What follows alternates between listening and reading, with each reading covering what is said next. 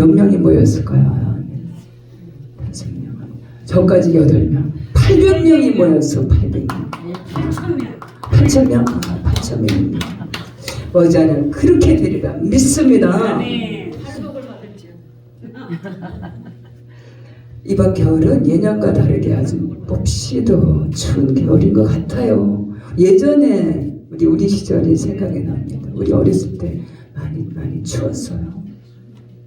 그러나 이제 멀지 않은 시간에 이 추운 겨울이 지나가고 저 함성가지에 새순이 발아에서 파란 싹이 푸르푸르 나는 화사한 꽃들이 만개하는 그런 봄의 계절이 저만치 다가오고 있습니다.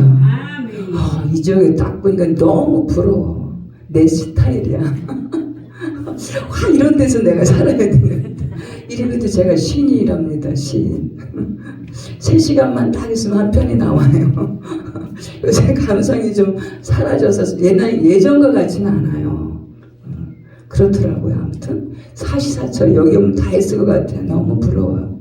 우리 목사님 복을 너무 많이 받으신 것 같아요. 아주 부럽습니다.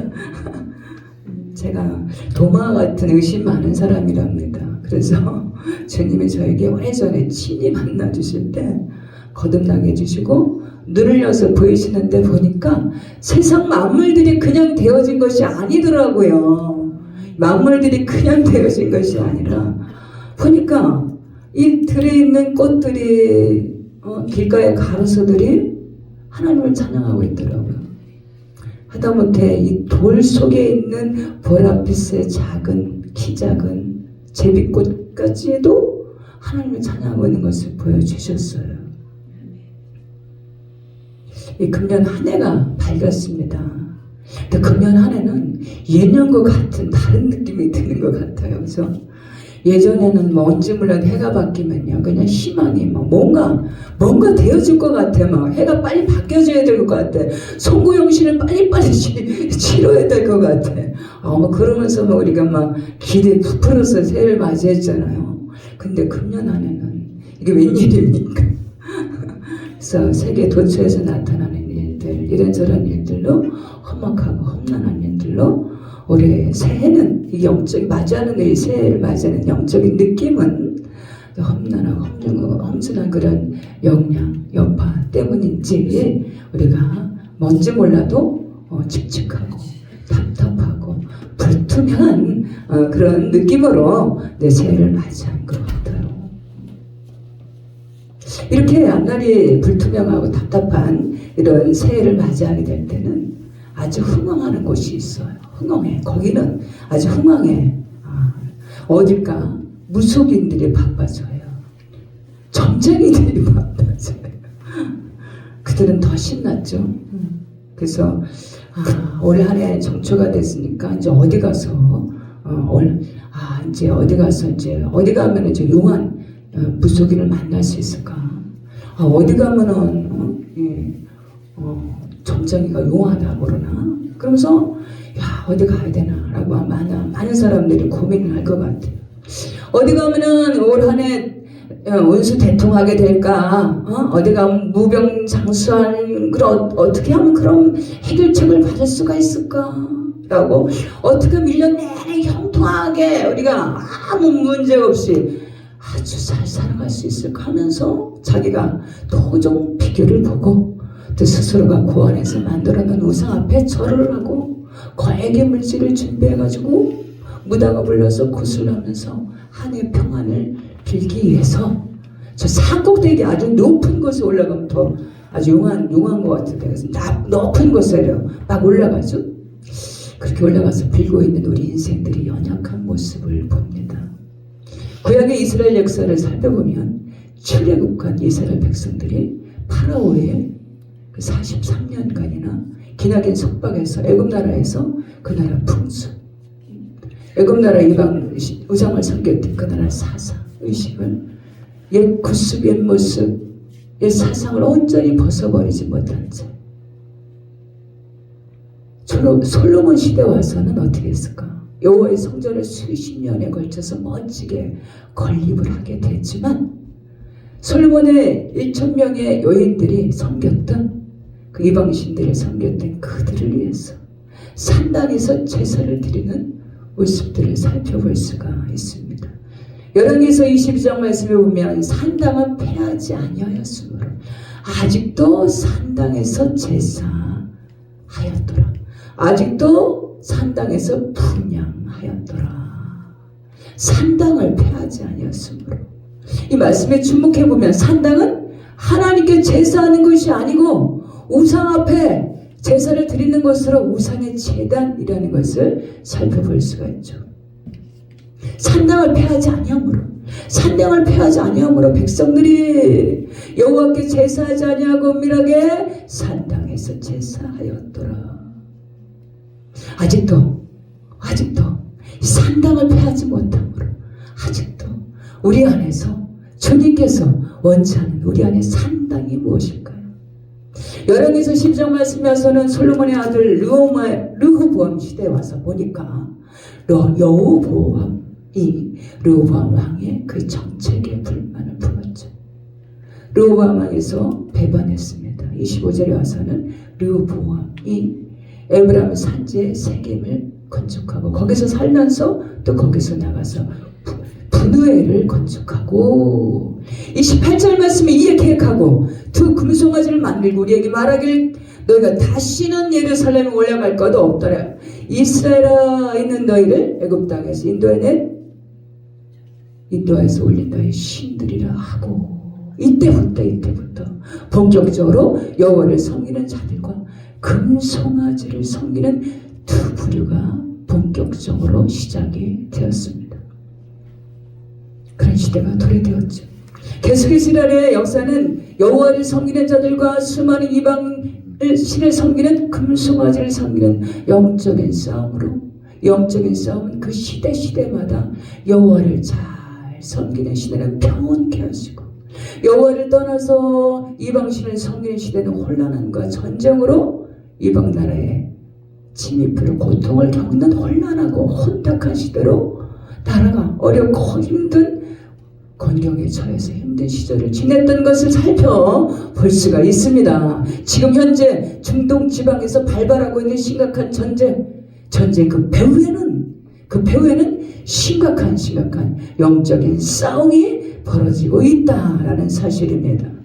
역사적으로 살펴볼 때 여호와를 경외하는 왕이 세워져서 온 나라가 이방신을 버리고 여호와를 경외하는 나라가 될 때 그 나라는 태평성대를 누리게 하신 것을 살펴볼 수가 있습니다. 우리가 살아가는 세상은 눈에 보이는 세상과 눈에 보이지 않는 세계, 영적인 세계, 거대한 세계로 되어 있습니다. 우리 인생들은 하나님께서 피조하신 하나님의 형상대로 지음받은 본질이 영적인 존재들이기 때문에 눈에 보여지는 세상에서 이 몸을 담고 살아가지만 우리의 영은 우리가 원하든 간에 이 영적인 것에 민감하게 반응할 수밖에 없다라는 사실입니다. 신명기 30장에 내가 생명과 사망과 복과 저주를 내 앞에 두었느니 너와 내 자손이 잘 살기 위해서 생명을 택하고 우리 인생들이 매일매일 삶은 선택입니다. 생명을 선택해서 복을 누릴 것인가, 사망을 선택해서 멸망길로 갈 것인가. 디모데 후서 2장 말씀은 하나님은 모든 사람이 구원을 받으며 진리를 아는 데 이르기를 원하시느니라. 이제 갑진년이 됐어요. 청룡의 갑진년.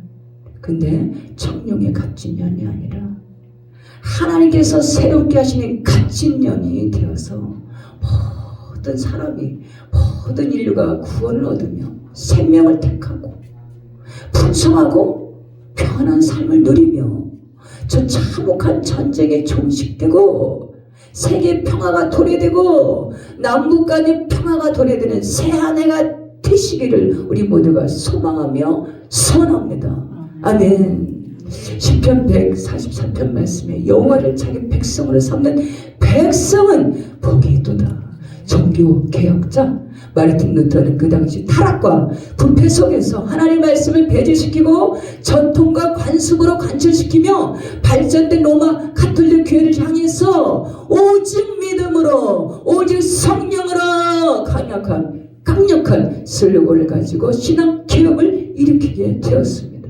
하박국 2장 말씀에 물이 바다를 덮음과 같이 여호와를 인정하는 것이 세상에 가득함이니라. 지금 21세기 지금 현대에는 정보화 시대죠. 디지털 시대. 인공지능으로 요즘에 AI가 등장을 했습니다. 우리가 보기에도 너무 희한해요. 어쩌면 우리 인생들이 이렇게 머리가 좋아. 어쩜 이렇게 이런 걸 만들어낼 수가 있을까? 저는 감탄을 합니다. 감탄을 해요. 자, 이런 일들이 뭐냐? 마지막 시대가 도래됐다는 것을 이제 이런 일을 보면서 우리가 인정할 수밖에 없습니다. 마지막 때에 나타난 현상들 중에 그 중에 하나는 또 무엇일까요? 다니엘서의 말씀을 보니까 지식이 빨라지고 사랑이 식어지리라. 사랑이 식어집니다. 진정한 사랑, 진실한 사랑, 정직한 사랑, 이 사랑이 찾아봐도 여기를 봐도 저기를 봐도 잘 보이지가 않아요. 이렇게 사랑이 메말라져가는 것을 볼 수가 있습니다. 고린도전서 13장 말씀에는 사랑의 식어짐은 전쟁의 참혹한 만큼이나 온역이나 이런저런 우리 삶을 위협하는 크나큰 위험의 요소만큼이나 심각하고 중요하다라는 사실입니다. OECD 국가들 중에 우리나라 이혼율이 세계 1위라고 합니다. 한 사람을 만나서 끝까지 사는 게 이게 기적이래요. 기적이래. 기적이죠. 우리 기적을 체험하고 있습니다. 다 그죠? 한 사람을 만나서 끝까지 갑니다. 우리가 지금 잘 가고 있어요. 이 부부는요 평생에 맞춰가는 게 부부래요. 된 사람 만난 게 아니라 평생을 맞춰가는 것이 부부랍니다. 끝까지 승리하시길 바랍니다. 저도 승리하고 있어요. 다행히도. 고린도전서 13장 말씀에 사랑이 식어진 뭐냐? 전쟁의 참혹한 만큼이나 그저 온역이나 이런저런 우리의 삶이 위협하는 만큼이나 아주 정말 이 사랑이 이렇게 중요하다라는 사실이죠. 세 번째로 이제 말씀의 홍수시대입니다. 우리는 TV 채널만 돌려도요 스마트폰만 딱 열어도 그때그때 오늘 내 지금 심령 상태에 맞게 영적 구미에 맞게 얼마든지 어디서든지 말씀을 얼마든지 접할 수 있는 그런 시대죠. 하나님 말씀 지식을 습득하고 쉽게 얻을 수 있는 하나님 말씀을 넘쳐나는 그런 말씀에 넘쳐나는 홍수 시대를 살아가고 있습니다. 우리 인생들의 보편적인 심리는 뭘까요? 그 어느 것이 부족하다 싶으면 아주 귀하게 여겨요. 귀하게 여겨요. 그러나 흔하거나 넘치거나라고 생각하면 소홀하게 여기는 경향이 있습니다. 그러므로 우리가 여호와를 알자 힘써 여호와를 알자 하나님 말씀을 귀한 보배와 같이 값비싼 최상의 진주와 같이 금과 같이 보배와 같이 소중히 여기시고 귀중히 여기시기 바랍니다. 하나님께 드리는 경배와 찬양의 시간을 소중하게 귀중하게 여기시기 바랍니다. 히브리서 13장 말씀에 예수 그리스도는 어제나 오늘이나 영원토록 동일하시니라. 아멘. 출애굽기 20장 말씀에 보면 우리 십계명의 말씀에 기록되어 있습니다. 5장 1절의 말씀에 보니까 그것들에게 절하지 말며 그것들을 섬기지 말라. 나 내 여호와 하나님은 질투하는 하나님인즉 나를 위하는 자의 죄를 갚되 아버지로부터 아들에까지 3, 4대까지 이르게 하거니와 나를 사랑하고 내게 계명을 지키는 자에게 1000대까지 복을 베푸느니라. 영원한 질투하는 하나님인즉 이 말씀에서 주목해보면 여기서 질투는 이방신을 섬겼을 때 나타나는 이 질투로 질투는 이방신을 섬기는 것은 하나님께서 미워하는 것으로 간주하신다. 이방신을 섬기는 것은 하나님께서 죄로 여기신다라는 사실입니다. 우상을 섬기는 그 죄를 갚으시겠다라는 것입니다. 우리 주변에 보면 가깝게 지내는 지인분이 있어요. 그 영적으로 아주 고통을 당하시는 분이 있습니다. 근데 그분의 내력을 살펴보면 아주 우상을 아주 깊게 섬겼어요. 그래서 그분이 성도로 하나님께 돌아와서 성도를 거듭났습니다. 성도를 거듭났지만 온전한 성도로 거듭나기까지는 수많은 시간이 걸려요. 금방 개정해서 하나님께 돌아와서 금방 회복되는 것이 아닙니다. 많은 시간이 걸려요. 그 영적인 고통은요, 상상을 초월한다는 사실입니다. 정초가 돼서 수많은 사람들이 점집을 찾을 거예요. 토종지게를 볼 것이고, 여기 이것저것 찾아서 아주 바쁠 것입니다. 분주할 것입니다. 하나님의 다른 유방신을 섬기는 것은 영육간에 아무 유익이 없다라는 사실입니다. 하나님을 배제시키고 다른 이방신을 섬기는데, 우상을 섬기는데 형통하다? 그런 일은 없습니다. 마음을 겸손히 해서 우리 마음을 낮추고 계속해서 하나님을 경외하며 하나님을 잘 섬기시는 우리 모두 대심으로, 우리 모두 대심으로 우리 자손들이 후손들이 잘 되시는 복된 자의 삶, 승리자의 삶 살아가신 저와 우리 모두가 되시기를 주님의 이름으로 축복합니다.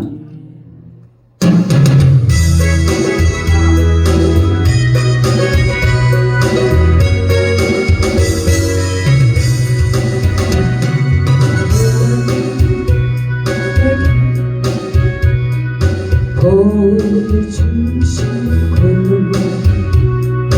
나를 지키시는 원하노라.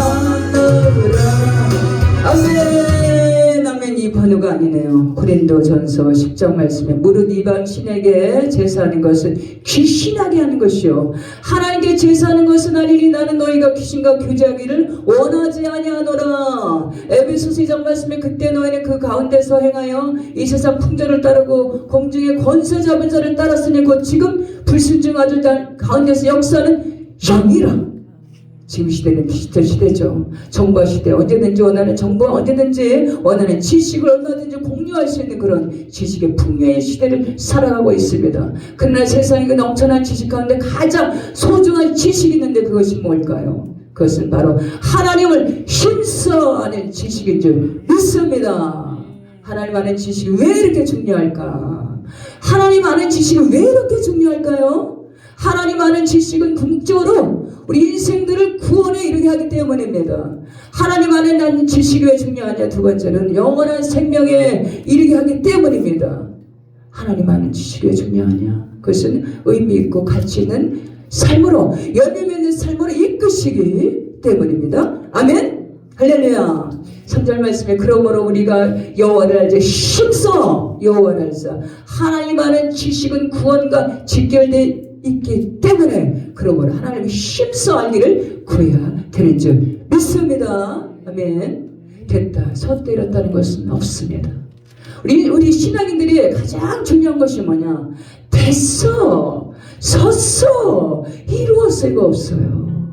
신앙생활은 뭐냐? 물 위에서 흐르는 것 같이 물과 물, 이 성경에 물이라는 단어가 많잖아요. 그것은 믿음을 의미합니다. 신앙을 의미합니다. 그래서 됐다 섰다 이렇다는 순간에 멈춰있는 것이에요. 그래서 물이 흘러야 되지 않습니까? 물이 흘러야 정화되고 물이 흘러야 고기가 삽니다. 됐다 섰다 이렇다 하면 물이 흘리다 멈춰버리죠. 거기 물고기가 과연 살까요? 우리는 계속해서 여호와를 알기 위해서 언제까지 그늘아 가기까지 여호와를 알기 위해서 힘써 여호와를 알기 위해서 애쓰고 힘쓰며 더 가까이 하나님께 가까이 나가야 되는 줄 믿습니다. 주님을 찬송하면서 할렐루야 할렐루야 내 앞길 멀고 험해도 나 주님만 따라가리.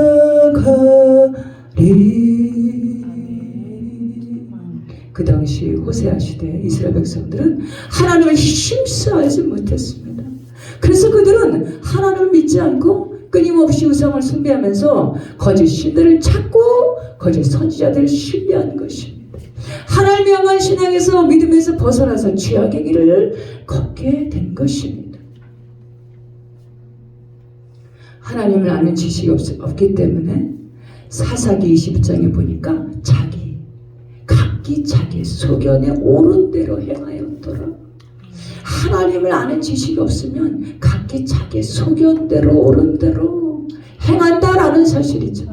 자기가 옳은 대로 행하여 자기의 소견에 옳은 대로 행하여 인본을 추구하며 살아갈 수밖에 없다라는 사실입니다. 이스라엘 백성들은 하나님과 무관하고 상관없는 그릇된 신앙 생활을 추구하며 살아가게 된 것은 하나님 힘써 아는 지식이 없었다라는 사실이죠. 여호와를 알자, 힘써 여호와를 알자. 본문의 배경은 주전 750년경으로 그 당시 이스라엘, 북이스라엘과 남유다는 모두가 유례없는 번영과 풍요를 누리고 있었습니다.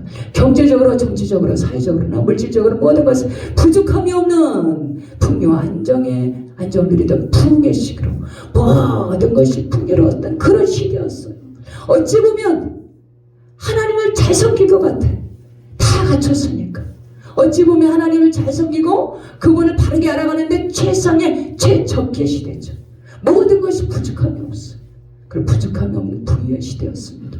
우리 인생들을 보면요, 모든 것이 넉넉하고 풍족하고 부족함이 없으면 하나님 잘 섬길 것 같아. 나 부자 되면 교회 갈게나, 나 일 잘 되면 교회 갈게나, 이렇게 하잖아요. 근데 실상은 인생들의 모든 것이 부족함이 없고 모든 것이 부유하고 풍족하면요, 겸손함을 하나님 더 잘 섬기고 갔지만 우리 인생들의 본성은 뭐냐? 육신의 부유고 많은 것을 가지고 하나님 앞에 나오는 것이 아니죠. 육신의 안목의 정리의 세계의 자랑을 추구하면서 저 세상을 추구하면서 자신의 인본을 추구하면서 세상을 향해서 더 관심을 갖게 된다는 것입니다. 1절 말씀에 보니까 오라 우리가 여호와께로 돌아가자. 여호와께서 우리를 지셨으나 도로 낫게 하실 것이요 우리를 치셨으나 싸매어 주실 것이니라. 여기서 돌아가자는 말은 회개하라, 하마르티아 라는 뜻입니다. 호세 선지자는 간절하게 강력하게 회개 메시지를 우상을 숭배하며 거짓 선지자를 신뢰하는 그 당시 이스라엘 백성들에게 회개를 촉구하면서 하마르티아 여호와께로 돌아갑시다 라고 간절하게 호소하고 있는 것을 볼 수 있습니다. 이처럼 전 세계적으로 전쟁이 발발하고 또 우리가 몸담고 살아가는 이 땅이 이 나라 민족이 전쟁의 소문으로 험준하고 험악한 앞날이 불투명한 이 시절에 앞이 잘 보이지 않는 혼탁하고 혼돈한 시절에 우리가 할 수 있는 일이 뭡니까? 회개하자, 회개하라, 여호와께로 돌아갑시다. 이게 회복할 수 있는 비결인 줄 믿습니다. 우리 인생들은 회개하는 걸 안 좋아합니다. 그러나 하나님께서 가장 원하시는 게 뭐냐? 회개예요. 하마르티아. 이제 한국교회 모든 강단에서 회개를 촉구하는 메시지가 하마르티아, 회개하며 여호와께로 돌아갑시다. 회개의 메시지가 흘러 넘쳐야 되는 줄 믿습니다. 이것이 살 길입니다. 회개만이 살 길입니다. 됐다 섰다 이렇다는 것은 없습니다. 우리 마음을 스스로 높아진 자리에서 자고하는 자리에서 스스로 마음을 겸손히 낮추시고 청사랑 초심으로 여호와를 알자, 힘써 여호와를 합시다. 전심으로 여호와를 힘써 알기 위해서 나가야 되는 줄 믿습니다. 우리가 다시 한번 마음을 겸손히 낮추고 여호와를 힘써 알기를 구하며 하나님께 가까이 나갈 때 하나님께서 다시금 한국교회를 돌아보시고 우리를 돌아보시고 이 땅을 돌아보시고 치유회복으로 평안케 하시는 줄 믿습니다. 우리 신앙을 야고보서 말씀에, 디모데 말씀, 히브리서 말씀에 보면 땅에 씨를 뿌리는 농부, 계속해서 땅에 씨를 뿌리는 농부로, 또 적군들과 대처 싸우는 영적인 군사들로, 암만을 향해서 표단을 향해서 달려가는 장거리 마라토너 선수를 필요하고 있습니다. 우리는 지금 현재 영적인 싸움을 싸우고 있습니다. 세상에 있을 때는 상대가 적이에요. 상대편이 적입니다. 그러나 하나님 앞에 돌아와서는 우리의 싸움의 대상은 뭡니까? 영적인 싸움이에요. 그 배후에 역사하는 것들하고 싸우는 것입니다. 하나님 말씀에 보면요, 담대하라 강하란 말씀이 있어요. 우리 영적인 싸움에 승리하기 위해서는 강하고 담대해야 합니다. 강하고 담대하라, 강하고 담대하라, 강하고 담대하라, 이런 말씀이 수없이 강조되고 기록되어 있죠. 여기서 강하고 담대라는 의미는 뭘까요? 주 예수 그리스도를 닮아가는 것이 강하고 담대한 것입니다. 강하고 담대한 것은 승리를 보장합니다. 영적인 승리의 비결입니다. 영적인 강하고 담대함은 그리스도를 닮아가는 건데 그리스도의 거룩하심을 닮아가는 것이죠. 그리스도의 겸손함을 닮아가는 것입니다. 그리스도의 온유함, 완전함을 닮아가는 것입니다. 언제까지? 그 나라 가기까지. 그 나라 가기까지 끊임없이 우리 영적인 싸움을 싸워가는 것입니다. 영적인 싸움에서 승리하기 위해서 전신갑주를 입는 것입니다. 영적인 싸움에서 승리하기 위해서 하나님 말씀을 주야로 묵상하는 것입니다.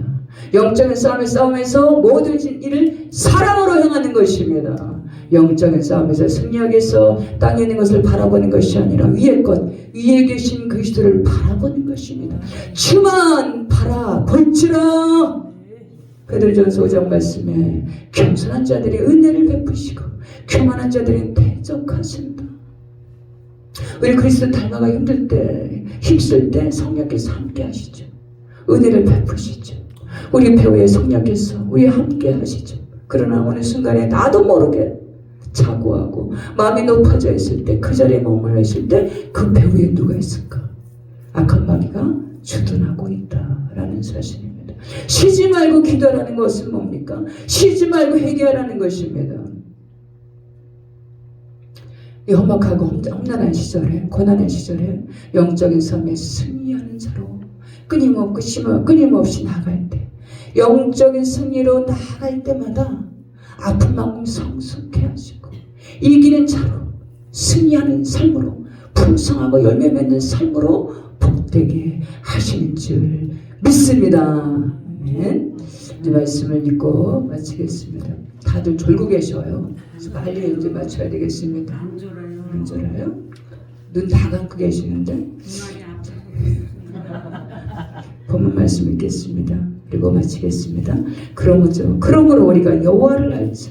힘써 여호와를 알자. 그의 나타나심은 새벽빛같이 어김이 없나니 비와 같이 땅을 적시는 늦은 비와 같이 우리에게 임하시리라 하니라. 아멘. 됐다 섰다 이뤘다를 내려놓습니다. 성령으로 충만케 하시옵소서. 여호와를 알자. 힘써 여호와를 아는 자들로 이 남은 자가 돼서 승리자, 이기는 자, 하나님을 기쁘시게 하는 자들로 인도하시고 역사하여 주실 줄 믿습니다.